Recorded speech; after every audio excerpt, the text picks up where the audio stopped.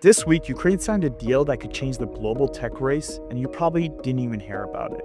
After months of tough negotiation, Ukraine and U.S. signed a new agreement. The U.S. gets preferential access to Ukraine's critical minerals, think lithium, titanium, rare earths, even oil and gas. These are the building blocks for everything from smartphones to electric vehicles to fighter jets. Here's why this matters. China dominates the world's supply of rare earth elements. The U.S. wants to break that monopoly, and Ukraine's mineral reserves are a golden ticket. But this isn't a resource grab. Ukraine keeps full control over its minerals and decides what gets mined and where.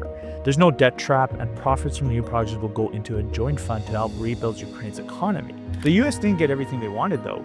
No $5 billion up front, no control over Ukraine's resources, and this deal doesn't force Ukraine to repay old US aid. It's a partnership, not a takeover.